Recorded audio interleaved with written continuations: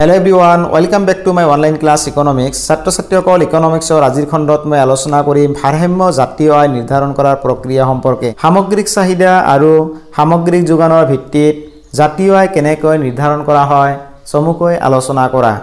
নাইবা ভাৰসাম্য জাতীয় আয় কেনেকৈ নিৰ্ধাৰণ কৰা হয় সামগ্ৰিক চাহিদা আৰু সামগ্ৰিক যোগানৰ সহায়ত আলোচনা কৰা।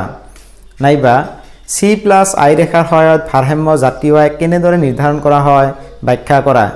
নাইবা কেইন্সৰ মতে ভাৰসাম্য জাতীয় আয় কেনেদৰে নিৰ্ণীত হয় উপযুক্ত চিত্ৰৰ সহায়ত আলোচনা কৰা। ছাত্ৰ-ছাত্ৰীসকল প্ৰশ্ন যিয়েই নহওক উত্তৰ একেই। উত্তৰটো এনেদৰে লিখাৰ বাবে চেষ্টা কৰিবা। ভাৰসাম্য জাতীয় আয় সেই বিন্দুত নিৰ্ণীত হয় য'ত সামগ্ৰিক চাহিদা সামগ্ৰিক যোগানৰ সৈতে সমান হয়। গতিকে ছাত্ৰ-ছাত্ৰীসকল মনত ৰাখিবা সামগ্ৰিক চাহিদা আৰু সামগ্ৰিক যোগানৰ সহায়ত ভাৰসাম্য জাতীয় আয় নিৰ্ধাৰণ কৰা হয়। যি অৱস্থাত সামগ্ৰিক চাহিদা আৰু সামগ্ৰিক যোগান সমান হয় সেই অৱস্থাতেই জাতীয় আয় ভাৰসাম্য লাভ কৰিবলৈ সক্ষম হয়। পেৰাগ্ৰাফ চেঞ্জ কৰিবা। যেতিয়া সামগ্ৰিক চাহিদা সামগ্ৰিক যোগানতকৈ কম হয় তেতিয়া দেশখনৰ জাতীয় আয় হ্ৰাস পায়। আনহাতে সামগ্ৰিক চাহিদা সামগ্ৰিক যোগানতকৈ বেছি হ'লে জাতীয় আয় বৃদ্ধি পায়। গতিকে ভাৰসাম্য জাতীয় আয় সেই অৱস্থায় নিৰ্ণীত হয় য'ত সামগ্ৰিক চাহিদা আৰু সামগ্ৰিক যোগান সমান হয়। ছাত্ৰ-ছাত্ৰীসকল এইখিনি তোমালোক ভালদৰে বুজি লোৱাৰ বাবে চেষ্টা কৰিবা। যেতিয়া সামগ্ৰিক চাহিদা কম হয় সামগ্ৰিক যোগান বেছি হয় তেতিয়া জাতীয় আয় হ্ৰাস পায়।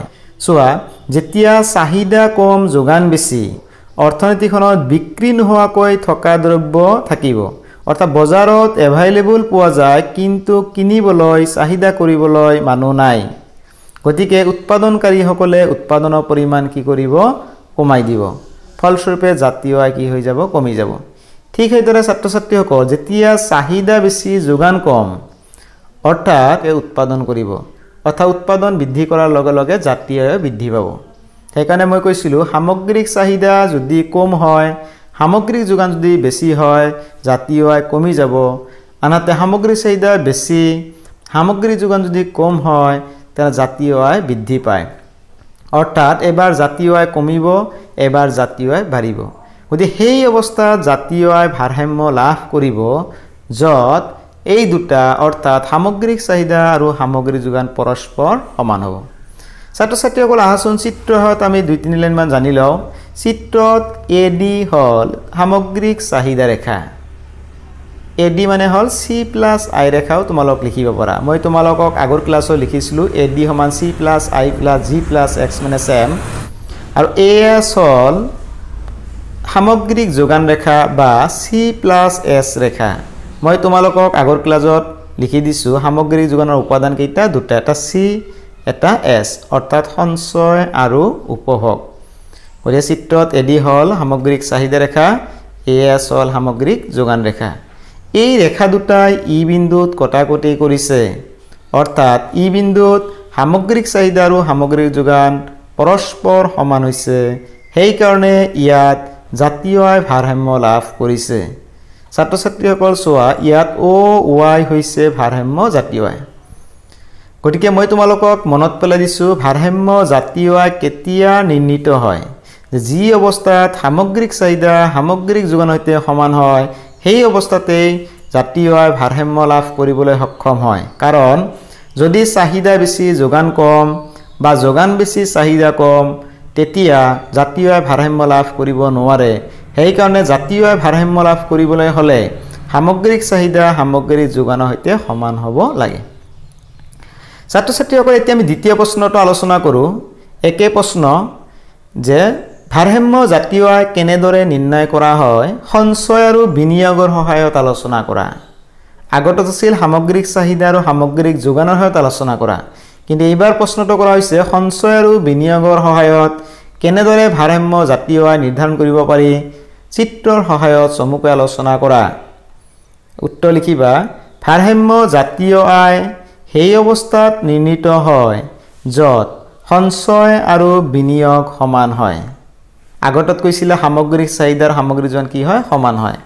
অৰ্থাৎ যি অৱস্থাত সঞ্চয় আৰু বিনিয়োগ সমান হয় সেই অৱস্থাতে জাতীয় আয় ভাৰসাম্য লাভ কৰিবলৈ সক্ষম হয় ছাত্ৰ ছাত্ৰীসকল কিয় সেকেন্ড পেৰাগ্ৰাফটো বুজি লোৱা যেতিয়া সঞ্চয় বেছি বিনিয়োগ কম তেতিয়া দেশখনৰ জাতীয় আয় হ্ৰাস পায় আনহাতে যেতিয়া সঞ্চয় কম বিনিয়োগ বেছি তেতিয়া দেশখনৰ জাতীয় আয় বৃদ্ধি পায় ছাত্ৰ ছাত্ৰীসকল কেনেকৈ বুজি লোৱা দেশখনৰ সঞ্চয় বেছি বিনিয়োগ কম অৰ্থাৎ বিনিয়োগ যেতিয়া হ্ৰাস পাব উৎপাদন হ্ৰাস পাব ফলস্বৰূপে আয় কমি যাব ঠিক সেইদৰে সঞ্চয় কম মানুহে জমা কম কৰি আছে কিন্তু টকাখিনি ইনভেস্ট কৰি আছে বিনিয়োগ কৰি আছে তেতিয়া কি হ'ব উৎপাদন প্ৰতিষ্ঠানসমূহৰ বিনিয়োগ যেতিয়া বৃদ্ধি পাব তেতিয়া তেওঁলোকৰ উৎপাদন বৃদ্ধি পাব উৎপাদন যেতিয়া বাঢ়ি যাব তেতিয়া কি হ'ব জাতীয় আয় বৃদ্ধি পাব তোমালোক সহজ ভাষাত মনত ৰাখিবা সঞ্চয় আৰু বিনিয়োগ সমান হোৱা অৱস্থাত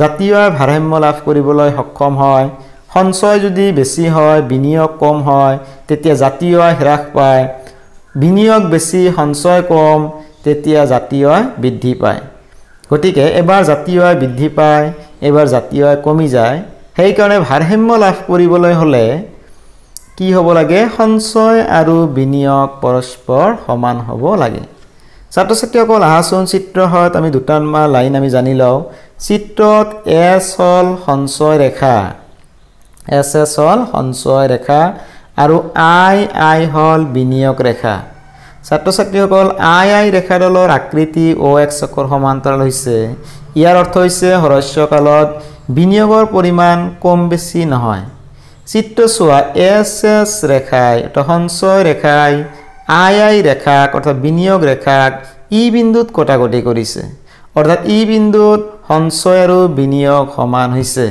সেই কাৰণে ই বিন্দুত জাতীয় আয় ভাৰসাম্য লাভ কৰিছে OY হৈছে ভাৰসাম্য জাতীয় আয় কাৰণ ইয়াত সঞ্চয় আৰু বিনিয়োগ সমান হৈছে তেনেহলে ছাত্ৰ ছাত্ৰীসকল আজি মই দুটা প্ৰশ্ন উত্তৰ তোমালোকৰ মাজত আলোচনা কৰিলো দুটা প্ৰশ্ন একে যে ভাৰসাম্য জাতীয় আয় কেনেকৈ নিৰ্ধাৰণ কৰা হয় প্ৰথমটো আমি আলোচনা কৰিছিলো সামগ্ৰিক চাহিদা আৰু সামগ্ৰিক যোগানৰ সহায়ত দ্বিতীয়টোত আমি আলোচনা কৰিলো সঞ্চয় আৰু বিনিয়োগৰ সহায়ত যদি নাম নধৰাকৈ তোমালোকক কয় ভাৰসাম্য জাতীয় আয় নিৰ্ধাৰণ প্ৰক্ৰিয়াটো আলোচনা কৰা তেনে যিকোনো দুটাৰ এটা লিখিবা কিন্তু যদি মেনশন কৰা থাকে তেনেহলে হেইটোহে লিখাৰ বাবে চেষ্টা কৰিবা মই আকৌ তোমালোকৰ মূল কথাখিনি মনত পেলাই দিছো যে ভাৰসাম্য জাতীয় আয় সেই বিন্দুত নিৰ্ণিত হয় য'ত সামগ্ৰিক চাহিদা আৰু সামগ্ৰিক যোগান সমান হয় অৰ্থাৎ যি অৱস্থাত সামগ্ৰিক চাহিদা আৰু সামগ্ৰিক যোগান সমান হয় সেই অৱস্থাতে জাতীয় আয় ভাৰসাম্য লাভ কৰিবলৈ সক্ষম হয়